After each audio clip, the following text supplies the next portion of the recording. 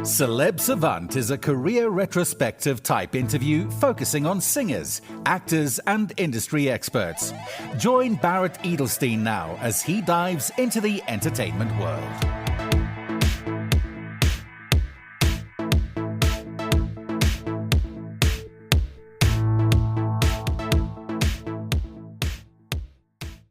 Bev Sage is a British multidisciplinary artist, singer, songwriter and performer whose work spans printmaking, collage, sound, installation and live performance. With a background in music, film and photography, she creates work that explores the relationship between image, rhythm and place. Up next on Celeb Savant, we've got Bev Sage. Where in the world are you and how are you doing? Well, Barra, I'm in the Far East. Actually, I'm in London, the East End, the funky part of London. And I'm in a studio that I share with my husband, Errol Kennedy. At what age, whether as a child or teenager, did you think, okay, I want to be in this creative world? And how did that journey progress? Oh, that's a lovely question. Well, my dad was a preacher and a teacher and a trumpet player and a Louis Armstrong fan. My mum played piano and Dad used to do lay preaching around the Devon area. We were all a London family, but we moved down when I was about 5, 6. And we used to go around all these little churches and Mum used to play the piano. And so from the age of 5 or 6, I would sing most Sundays and actually most days of the week. My first little hit song was the song If I Live 100 Years. And if I live 100 years. I used to have all the old guys crying at the back of church. I don't know if it's my singing or I think they felt such a heartache thing, you know. And I used to go to all these little churches around Devon. And then, of course, churches like it is again now are often really creative places for music and life and all that stuff. As a young kid and a child growing up, we had loads of opportunities to sing, perform. And then I hit London as an art student in 1974. And so I'd lived in this creative world, really. Creativity has always been a thing. Dad was also a watercolor painter. And one of the things I used to do with Dad was he did a slideshow of all things bright and beautiful. He took some fabulous slides of the moors and places. He was just a brilliant photographer too. And I lived in a little garage and I had a tool shed at one end and a dark room at the other. And my bed was in between. So it was, it was destined to be quite a creative setup. Anyway, my darling Dad, he just encouraged me on all sorts of levels of Mum. So that was great. But I sang All Things Bright and Beautiful to his beautiful things while Mum played the piano. You know, all those kind of things in my childhood and then singing with lots of people. Then the Monkees came along, you know, with the Beatles and there was telly and bands on the telly. And I was a teenager and highly sort of, wow, we've got to get a girl band. So by the age of 12, we bought some dodgy bass guitar from a secondhand antique shop. And 4 of us girls got together and started singing. And really, I've just never looked back. I guess that's how it happened. And then what I was going to say was it was the 70s when I hit London. And of course, it was old school hippiedom we were coming out of. But then punk hit 1977 and we were right on the front line of that. So quite a contrast of energy. So then what were the next steps from there to now becoming professional? So what happened was I'd always carried on singing and most of my friends were songwriters and performers and, you know, as well as doing an arts degree in photography and kept all these things going. And my first big partnership with us was with a guy called Steve Fairney, who was an incredibly creative human being, went to the Royal College of Art and did sculpture and painting. And he had a band called Ritz. Well, in fact, we formed the band Ritz. It was Fishco before then with his amazing friend Steve Rolls and a whole crowd of musicians. So I started as a backing singer. Then slowly it got crazier and crazier. We were on the front line of punk and all that stuff, really.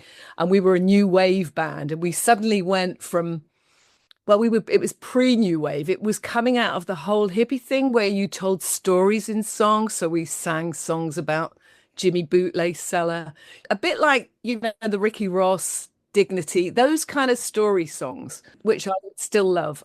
What happened was suddenly punk started coming to our gigs, and we couldn't just get away with singing for an hour and a half about people we loved and talked about and stories. It went crazy. Within about a month or two, everything was, if you were going to survive, and we were spat at a lot because that was how punk showed you they liked you. They used to spit, Oh my word. Oh yeah, that was the real hardcore stuff. And so gradually these wonderful spiky tops, we used to call it, came down the front and they'd be spitting. And so our music went from really quite slow tempo, lyrical songs, poetic, to I want to go to the movies, flicker, flicker, flicker movies, and songs that were really high energy and high pace. And we put on there and we lived for 40, 50 minutes and then we were off, And we had some hilarious experiences during those times. And tell us about the next iteration, the Techno Twins.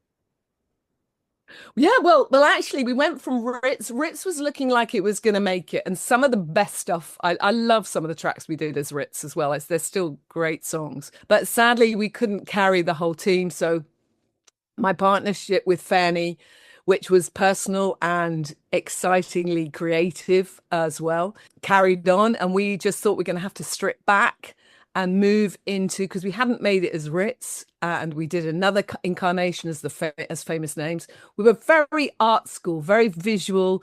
We packed out places like the Music Machine and lots of the big legendary clubs in London, Dingwalls, Marquee, the Rock Garden, all those wonderful places. And we were on tours at the same time as people like, we were on with Average White Band, Madness, Roxy, Iggy Pop, The Clash.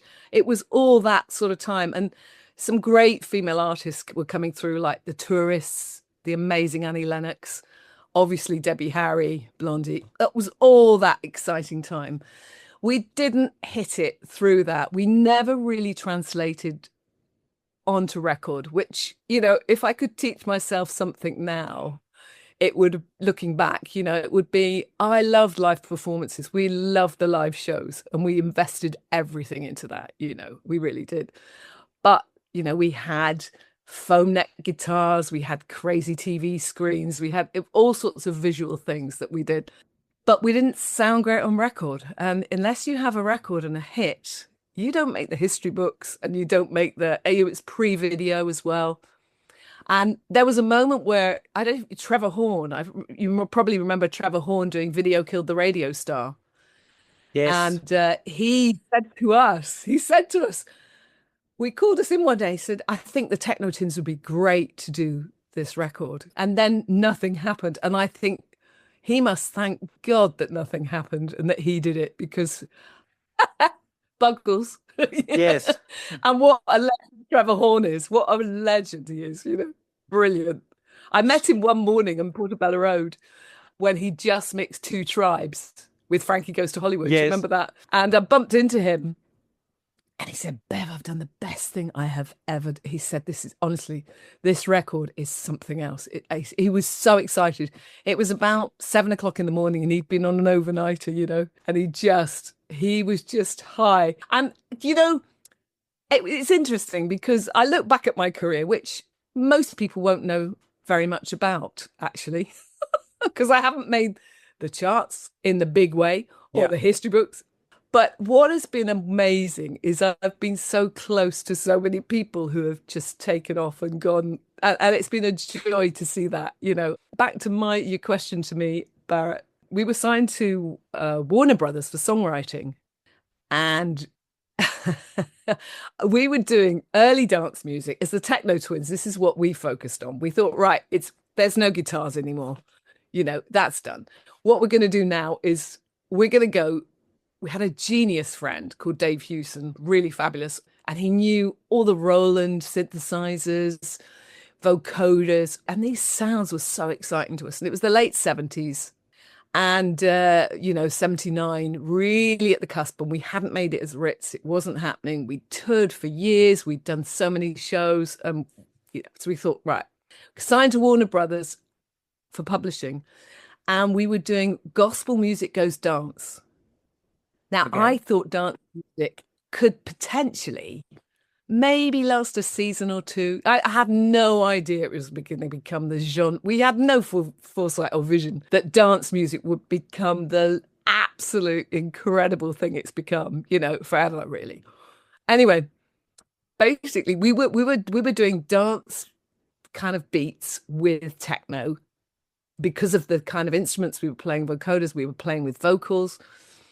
And Anne Dudley had just started on the scene. Now she's Art of Noise also. She was brought in to produce us. And when we were at PRT Records, which was where we were signed at the time, we got in the London Gospel Community Choir and we worked with them and we had them performing with us and we did dance music and that. And it was so exciting, really exciting. But again, what we didn't realize, we took that news to the streets before we'd had the success with it. There were a couple of artists who I won't mention, but one in particular was an American artist, female. Holiday, it'd be so nice was her first hit. And we were told, she's going to copy. She's going to do a couple of your tracks. We'd written a track called Foreign Land, which a very beautiful friend of ours that the U2 crowd actually loved. Bono rang in with his wife and said, we really feel the heart of this track and we think it's great. So that I treasure that as well. That's a little treasure in my heart. It was sent to unknown, shan't say, her beautiful soul. But instead of taking the track and putting my kids in shoes, she kept the idea and just did the most brilliant music from it. Of course, Papa Don't Preach, all those kind of tracks. She had genius musicians in New York with her, the lovely Nile Rodgers, and the way they were working. And of course, why would you copy someone else's track where the publishing lies when you can take a concept that's looking pretty cool and make it magical? So in some ways, I think, well, at least we were part of the story. Do you know what I mean? It's absolutely so interesting. What are you currently doing? You say you've been working in the studio. So in what way have you been working in the studio? Well, now this is a really heart project, Barrett. It's really from my heart. I've got two amazing kids and my partner in life from my, the beginning was Steve Fenn, who was in the Techno Twins with me, and we've got two amazing kids. And one of them has had a beautiful little boy called Zebedee Bowie, and he's now 3. And of course, he's the love of my life. I can't tell Errol that because Errol's the love of my life too. And my children are the love of my lives. And of course, their partners and the little grandpuppy that my daughter has. Zebedee just melts my heart, really. And when I first met him as a little one, we used to play all sorts of games. And I played a little game where I stuck I was just about to say goodbye and come from Amsterdam because they live in Amsterdam and come back to the UK. We did a little art project and I had some orange spots and I put one on his head like a bindi and one on mine. And then I put them all over the house on wellies and boots and chairs and under sinks, just so he could see them, tiny, tiny. And I said, even when I'm not here, because, as grandparents, we're not going to live forever. I'm so blessed with the years I've had, especially as I've lived in rock and roll.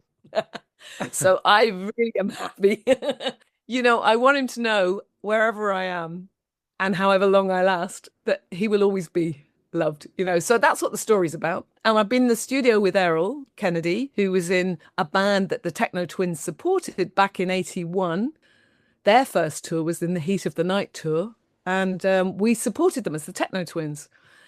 And we played Paris. We played all over Europe. We had gigs at the Dominion, Leicester Square, and then all over the UK.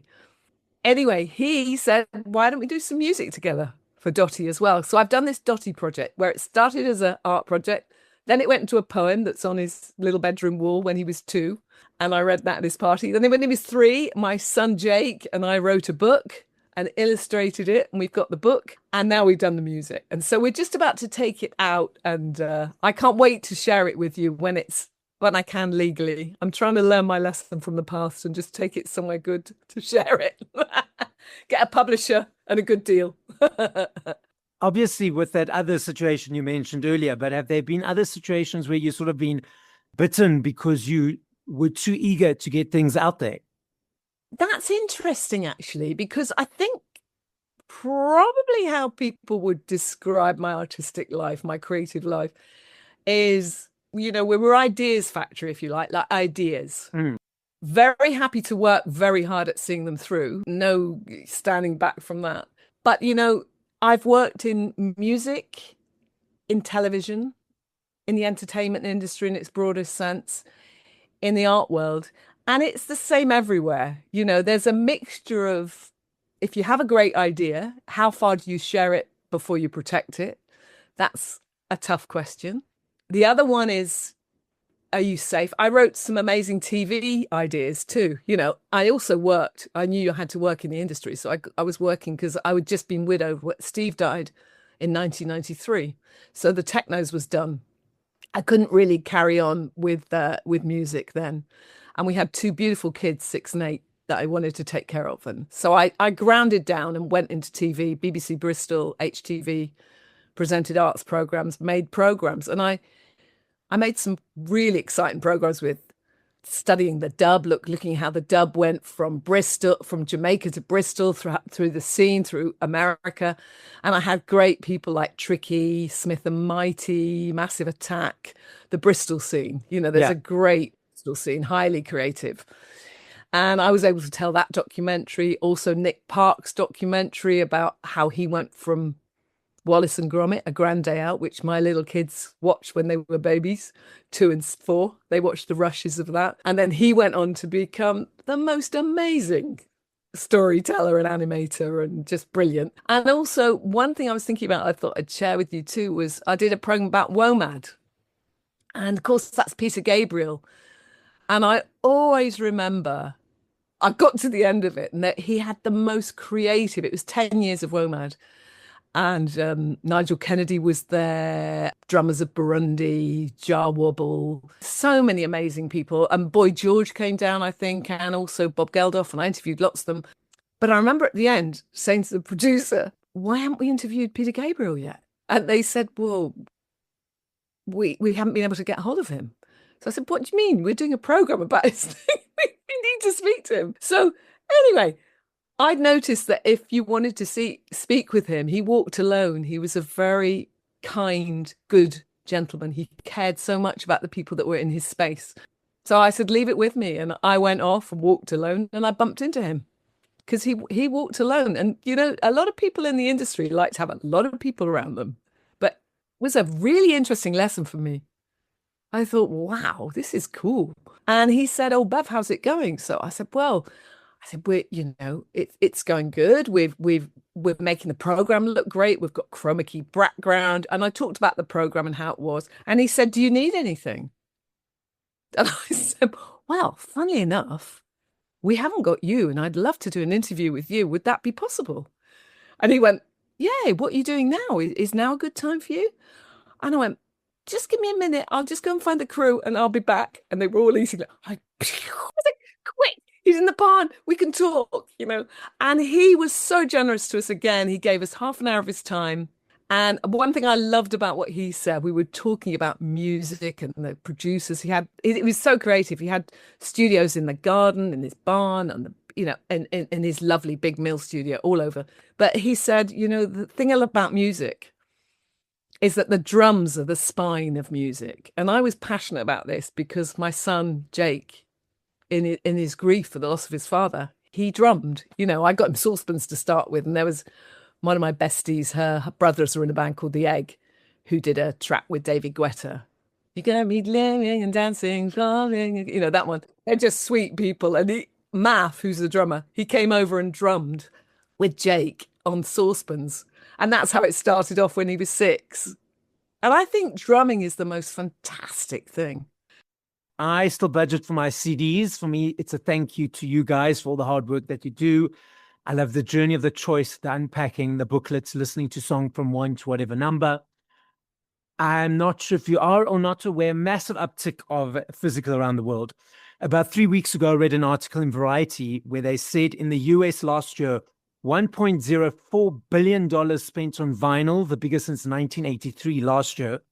A couple of years ago in the UK, 5.9 million vinyls sold, the biggest since 1993. Last year, also in the UK, there's a basket of products that they gauge exchanges on, and based on these exchanges, which there needs to be a high number every day, they monitor it for tax purposes. And because of the upsurge of CDs are now back in the basket. And the research of all of this is showing that it's teenagers diving into this world, not the older nostalgic people.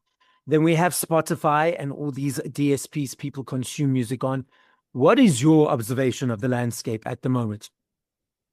Well, you speaking like that, Barrett, has just made me come out in goose pimples of excitement.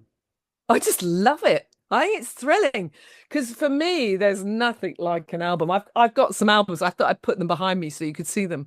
I still have all my vinyls. I have some in the most outrageous greens and oranges and as well.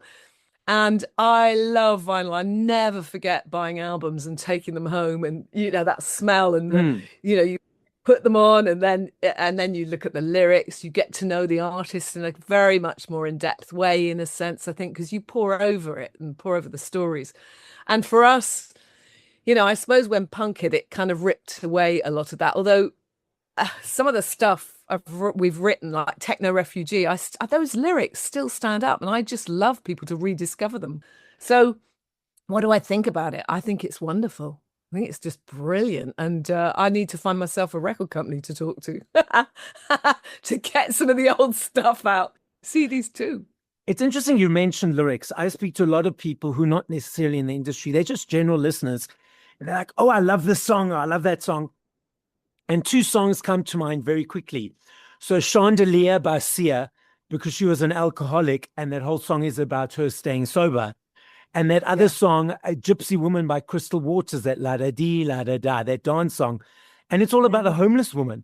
And I tell people, this is about a homeless person. This is about a person who's having addiction problems. And they're like, shocked. Oh, I just sort of listened to it. I didn't realize what it was about. So with music in your space, in your world, and you wanting people to hear the lyrics, as you mentioned earlier, are you comfortable and letting them understand it in their own way and process it in their own way in their own time? Was there ever a feeling that, I want them to get it? I think we were really weird in the sense that we really didn't mind if they got it or not. It's part of the artistic life as well, the creative life. Most artists, visual artists, are not highly motivated by being understood. People didn't mind if 5 people turned up to a gig. Like, for example, there was a guy called Genesis Peorage who was around at the same time as us and the adverts and all that, and Throbbing Gristle was his band. And I have to say, and even when the punk started, I was in a room in the World's End, and at these gigs, there'd only be 5 to 10 people. The thing about Spotify and the mass culture, I think that's why I've been happy enough, in a good way, with ideas rather than commercial success. I've not achieved not really great commercial success. That means financial success from the industry. I've had to keep my head down and keep working and keep juggling things. And I never have been really driven by that, but I am totally driven by ideas and creativity. And in answer to your question, I don't think it really matters too much if I'm got or not, but the thrill that comes when someone does get it or says, oh my God, that track, you were predicting something that happened. Techno Refugee, which we wrote in, I don't know, I think it must have been the late 70s or very early 80s. In the morning, wake up to your auto cue, switch a switch, your body knows what to do, and the shower temperature is set for you. Or your automatic cup of tea, and it's about the facts and the picture and the self-portraits and, the selfies and things like that. Look at me. So that thrills me a little bit. But, every story's been told before, really. I think that would have also, we tell it in a new way as best we can as artists, I think, and as creators. But of course, love is the biggest story, isn't it? So I teach spinning classes, and just because I decided to do some focus groups, I did a focus group of 10 people, 8 people, and 3 people. Cross age, cross diversity, cross all those different labels. I said to all of these groups of people, I said to each of them, I said, if an artist has had 100 million streams on Spotify, and these people generally listen to music on Spotify. So I said to them, with the 100 million streams, how much money do they think the artist got in their back pocket? So for the first group of people said $50 million. The second group said $1 million. The third group said 200,000 to 2 million. And I said, actually, no, to all of them, it's like 1,000. And they were shocked and horrified. I know Ray, I know Snoop Dogg, a bunch of artists are speaking out about this. I have spoken to a bunch of artists who've said it's their business card. They can see on Spotify that they popping up in South Africa, in Canada, and in Portugal. So they know they can go and tour there and perform there. Do you feel it's important for the listeners to understand the imbalance? Or what are your thoughts around this whole discussion? Oh, it's a really good question. I think it is important to know, because I think it would change slightly. You see, you have to be doing incredibly well to tour. It costs a lot of money to tour. The baseline is you have to be selling millions. I mean, my husband, with Imagination, the Funk Soul Brothers, to kind of trick things around. It's not highly lucrative till you've got to the place where you're Christopher Cross or someone like him, and suddenly you can demand a lot of money. So it doesn't matter about Spotify. But the sad thing is, I come from such a place where music was live and kicking and fun, and it was about community, and it was quite tribal, really, back in the day. And I think that the thing that saddens me a little bit is that, it kind of works for me because I don't have to, I'm not trying to meet people, but it shuts down these early communications with people and that passion for music, that live thing. I think it's much harder, and there's not the incentive perhaps for clubs and pubs to, which was the old scene, really. Things are shutting down so much in town. There's not a lot of places left. There were, but to really start, it's hard. So in some ways, I just think it's so sad that it doesn't get to the creators, and that the creators aren't generous enough to share it with a much broader pond. I think it's the guy from ABBA, isn't it, Bernie, but that was doing quite a bit as well about sharing out PRS and things like that. And I love that. I love that thought that big guys who really, in a way, how much can you spend? You've only got room for one car, really.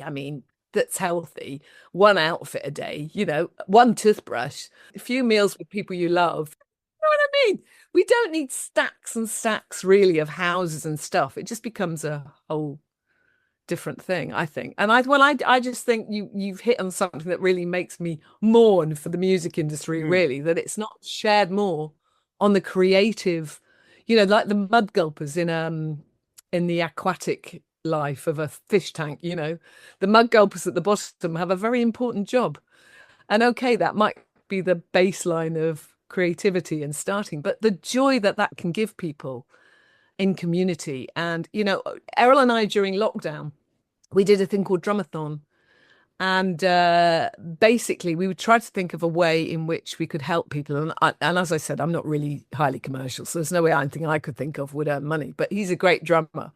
So he drummed for 24 hours, and I just went into production mode, and it was like organizing Live Aid in our living room, in our slippers. And boy, was it hard work. Oh my goodness. For 5 years we did it. We did it for 4 or 5 years, and we raised money. We did raise a lot for the NHS and mental health charities and all sorts of things. And it was such a joy. In the end, people like Jason from The Cure, Nick Hodgson, Ian Matthews, loads of great drummers took part. I'm just so excited by the way drumming at a root level, like I've got little nieces of 10, and they're starting to drum. And it's great for the brain. I've seen it with my son, when he lost his dad, he was only 6. And I thought, yeah, let's start the drum. And I had no idea of the benefits that would kick off from it. But in fact, he got a PhD in neuroscience by the time he was 25, which is amazing. I don't put that down to anything I did. I think what's great about drumming is it's left-right brain activity. So you're really sharpening up the crossovers in the brain. And, there's 5 elements. There's the left-right hand, the left-right foot, the brain in the middle, and you're crossing wires all the time. So I think I put a lot of his brilliance and sweetness as well, because I think often the drummers are the surfers of the music industry. They're very often the very kindest of people. Yeah. So much stuff to lug around. they don't get the appreciation from the lead singers they should really get, because I'd love to see the lead singers if the drummers just pulled out and left them. And I'm a lead singer, so I get that. I'm standing there, you know. But I always help the drummer pull his kit in and out when I could, you know, back in the old days when we did it in a transit van. That's at root level. I'm passionate about the way that that drumming is so good for the brain, so good for the mind, and for the personality, I think. Now, I love this next game. I know if I had to ask this question tomorrow, the next day, or the next day, I know your answer will be different every time. I understand that, and I recognize that. I'm not saying favorite. I'm saying top of mind. So once we finish this conversation, if you wanted to listen to 5 other artists, who would those 5 artists or bands be? Okay. So, whoa, this is so hot. Woo! That is tough. Okay, I'll put Massive Attack in there, Unfinished Sympathy. I'll throw in U2 and any track you want to pick. I also, I'd throw in Olivia Dean with one of her latest tracks, Louis Armstrong, and Al Binoni. The podcast is listened to throughout the world. As a quick final message, 30 seconds to the listener, what would you like to say? I'd like to say that whatever area you're in, and this crazy mad world that we're living in at the moment, for all sorts of reasons, just to say, you meet the same people up on the way up as you meet on the way down. So kindness and care and creativity are such great things to riff on. And just take care of your beautiful selves in this mad world and enjoy this day, whatever you're doing. And it's been an honor to have you listening to me. So take care, and a great to talk to you, Barrett. Thank you for listening to this episode of Celeb Savant. Please follow Barrett on TikTok, Instagram, YouTube, and Facebook at Celeb Savant. That's CelebSavant.